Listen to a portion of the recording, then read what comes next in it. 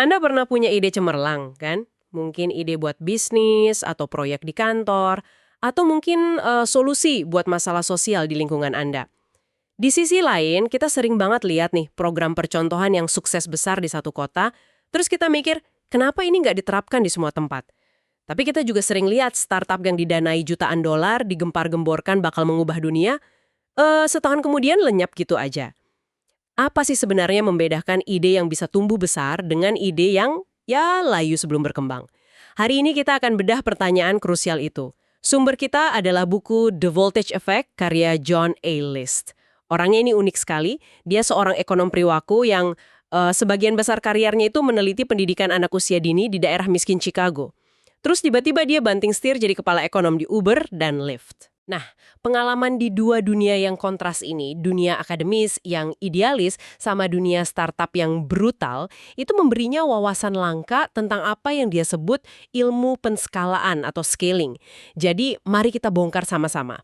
Misi kita hari ini adalah untuk memahami 5 tanda vital yang John List identifikasi. Ini adalah 5 penyebab utama kenapa sebuah ide hebat kehilangan dayanya atau mengalami penurunan voltase waktu dicoba untuk diperbesar. Anggap aja ini semacam checklist yang bisa Anda pakai buat menganalisis ide apapun yang Anda temui. Oke, kita mulai dari yang pertama ya. Yang ini seringkali paling menjebak.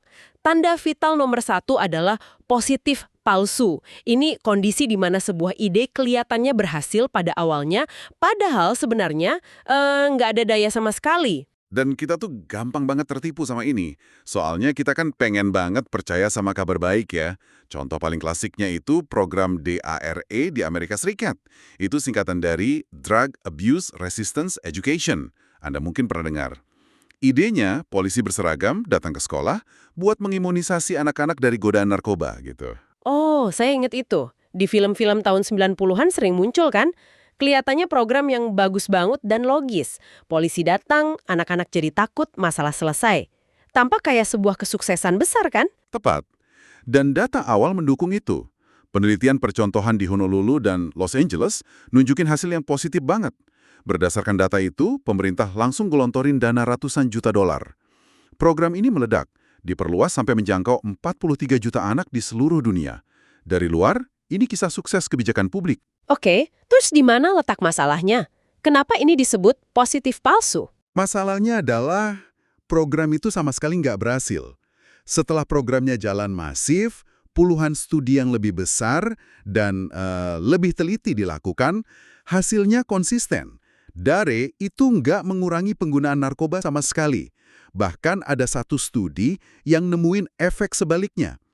Program itu malah bikin anak-anak makin penasaran dan sedikit meningkatkan kemungkinan mereka buat eksperimen dengan alkohol dan tembakau. Wow, itu ironis banget. Jadi kesuksesan awal itu cuma ilusi dong. Gimana bisa data awal nunjukin hasil positif kalau programnya nggak efektif? Bisa karena beberapa hal. Bisa jadi itu murni kebetulan statistik.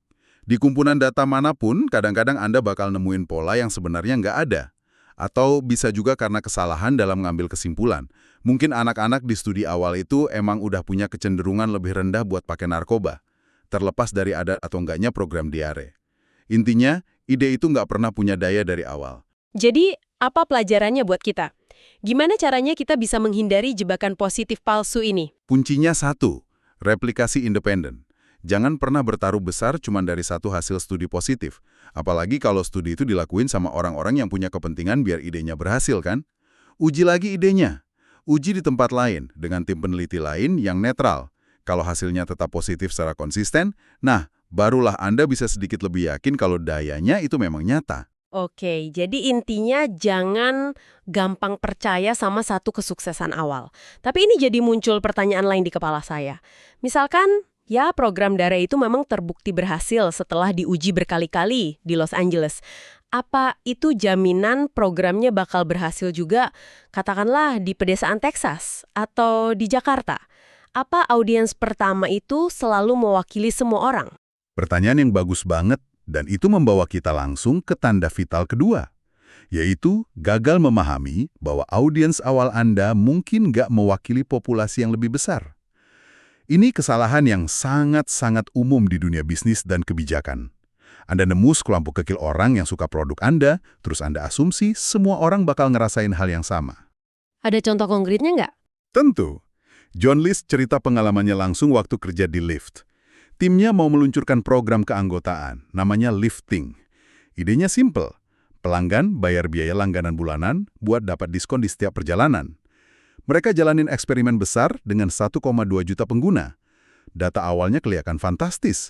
Banyak banget yang daftar.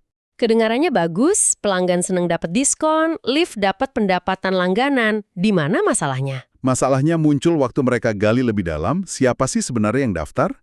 Mereka nemu ada 2 tipe pelanggan. Tipe pertama, mereka sebut Joe Goods. Oke. Ini pelanggan baru atau yang jarang pakai Lyft, yang karena ada diskon, jadi lebih sering berkendara. Mereka ini baik buat bisnis karena menghasilkan pendapatan baru. Oke, masuk akal. Terus tipe kedua? Tipe kedua mereka sebut No Goods. Ini para pelanggan super setia yang emang udah sering banget pakai Lyft, bahkan sebelum ada diskon. Buat mereka, Lifting ini kayak ya durian runtuh aja. Mereka cuma bayar lebih sedikit buat perjalanan yang toh bakal tetap mereka lakuin. Mereka nggak nambah pendapatan baru, malah mengerus margin keuntungan Lyft. Tunggu dulu, no goods. Bukannya mempertahankan pelanggan setia itu tujuan utama setiap bisnis? Kenapa mereka dianggap nggak baik dalam konteks ini? Ini agak berlawanan dengan intuisi ya. Tepat, dan disitulah letak jebakannya. Tentu saja loyalitas pelanggan itu penting, tapi dalam kasus program spesifik ini, tujuannya kan buat ningkatin jumlah perjalanan secara keseluruhan, bukan sekedar ngasih hadiah ke mereka yang udah loyal. Analisis data nemuin kalau jumlah no goods itu hampir 3 kali lipat dari Joe Goods.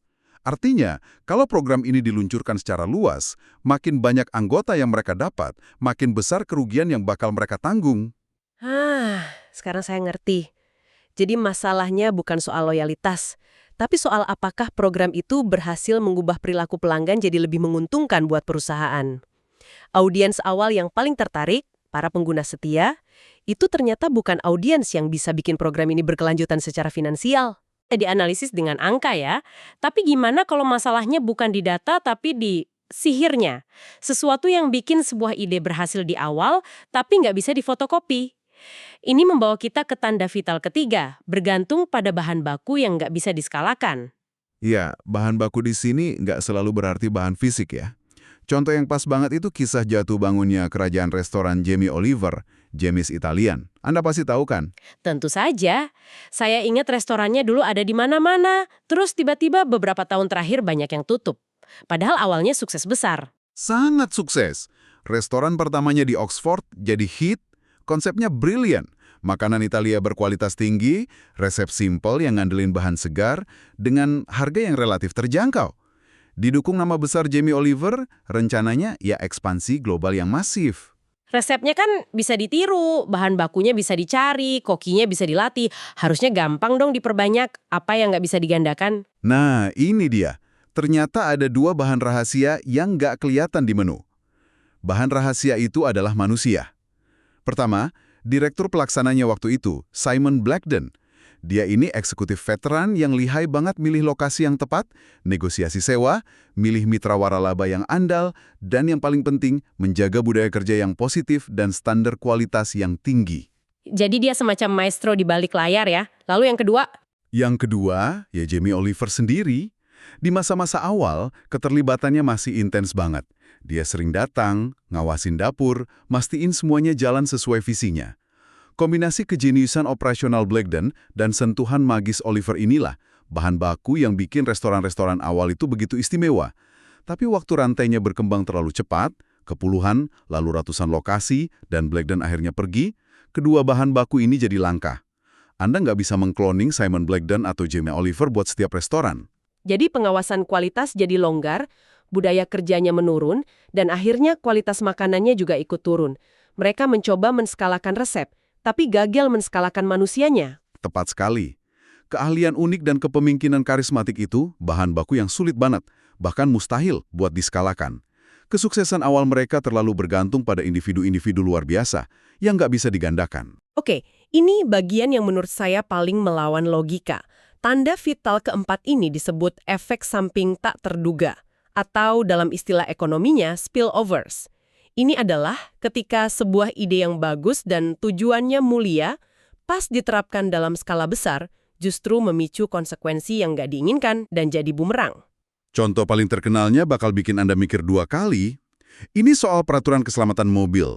Pada tahun 1968, pemerintah AS mewajibkan semua mobil baru dilengkapi sabuk pengaman. Tujuannya jelas banget dan mulia, bikin pengemudi lebih aman dan ngurangin angka kematian di jalan raya. Tunggu sebentar. Maksud Anda, ada efek samping negatif dari sabuk pengaman? Itu kan kedengeran gila. Semua orang tahu sabuk pengaman menyelamatkan nyawa. Itu fakta yang gak terbantahkan. Benar sekali. Sabuk pengaman memang secara dramatis ningkatin peluang Anda selamat jika Anda ngalamin kecelakaan. Nggak ada yang bantah itu. Tapi seorang ekonom bernama Sam Peltzman nemuin sesuatu yang mengejutkan banget waktu lihat data dalam skala besar. Peraturan keselamatan ini ternyata nggak mengurangi tingkat kematian di jalan raya secara keseluruhan sebanyak yang diperkirakan. Gimana mungkin? Kalau lebih banyak orang selamat dari kecelakaan, bukannya harusnya angka kematian total turun drastis? Apa yang terjadi? Yang terjadi adalah fenomena yang disebut kompensasi resiko atau risk compensation. Karena para pengemudi merasa jauh lebih aman dengan adanya sabuk pengaman, airbag, dan fitur keselamatan lain, mereka secara nggak sadar ngubah perilaku mereka. Mereka cenderung ngambil lebih banyak resiko, nyetir lebih cepat, lebih mepet mobil di depan, atau lebih ceroboh pas cuaca buruk. Wow, jadi meskipun sabuk pengaman bikin setiap individu lebih aman per kecelakaan, pada skala besar, perilaku yang lebih beresiko itu justru nyebabin jumlah kecelakaan itu sendiri meningkat.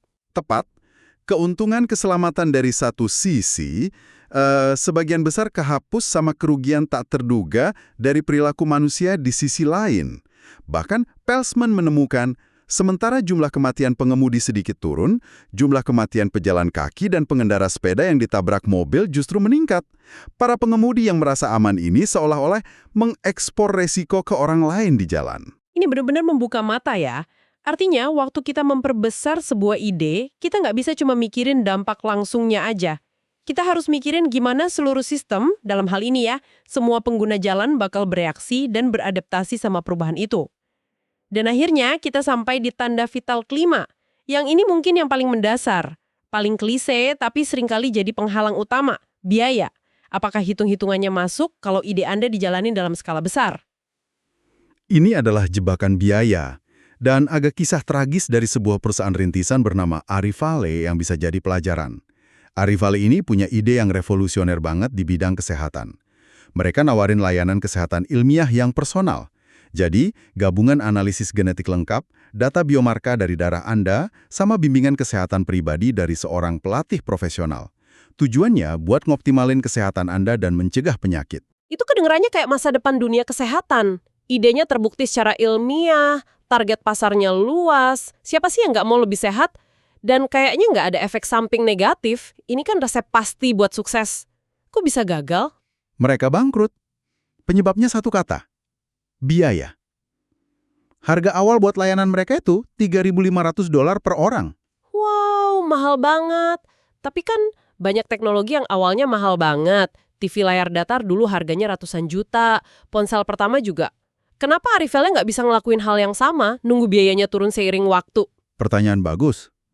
Masalahnya, biaya mereka tuh kaku. Sebagian besar biaya datang dari tes laboratorium yang rumit dan waktu yang dihabiskan oleh pelatih manusia yang gajinya tinggi buat nganalisis data dan bimbing klien. Ini bukan kayak bikin chip komputer yang biayanya turun drastis pasti produksi massal. Biaya per pelanggan mereka nggak bisa turun banyak, bahkan kalau mereka punya jutaan pelanggan. Jadi, mereka terjebak. Di harga $3.500, mereka nggak bisa narik cukup banyak pelanggan buat bangun bisnis yang sehat. Tapi, mereka juga nggak bisa nurunin harga tanpa rugi besar. Mereka gagal mencapai apa yang disebut ekonomi skala, di mana biaya rata-rata per unit menurun seiring meningkatnya produksi. Bener. Secemerlang apapun sebuah ide, kalau model biayanya nggak memungkinkan buat mencapai harga yang bisa dijangkau pasar yang cukup besar, ide itu nggak bakal pernah bisa diskalakan. Jadi, kalau kita rangkum, ya ada 5 tanda peringatan sebelum kita semangat memperbesar sebuah ide. Pertama, pastiin kesuksesan awal Anda itu nyata, bukan cuma positif palsu. Kedua, Tanya ke diri sendiri, apa orang-orang yang suka ide saya di awal ini beneran mewakili target pasar yang lebih luas? Ketiga, apakah kesuksesan saya bergantung pada sihir atau orang hebat yang nggak bisa digandakan? Keempat, waspadai efek samping tak terduga yang bisa jadi bumerang. Dan terakhir yang paling fundamental, apakah hitung-hitungannya masuk? Kerangka kerja ini bukan cuma buat para CEO atau pembuat kebijakan loh. Ini buat Anda. Waktu Anda dengar tentang program percontohan baru di kota Anda, atau pas perusahaan Anda mau meluncurkan inisiatif baru, bahkan waktu Anda ngevaluasi ide bisnis Anda sendiri, Anda sekarang punya perangkat buat menganalisisnya secara lebih kritis. Ini jalan pintas buat jadi lebih terinformasi tentang cara kerja ide di dunia nyata. Gitu. Dan sebagai pemikiran penutup untuk Anda renungkan, kita kan udah bahas 5 cara sebuah ide bisa gagal atau mengalami penurunan voltase. Tapi gimana dengan sebaliknya? Gimana cara kita menciptakan peningkatan voltase? Di mana sebuah ide justru jadi lebih efektif pas diskalakan.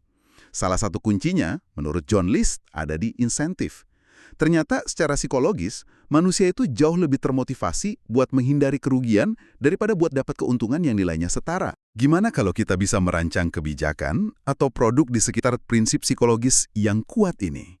Mungkin kita bisa mendorong perubahan positif dalam skala yang nggak pernah kita bayangin sebelumnya. Tapi, ya, itu adalah pembahasan untuk lain waktu.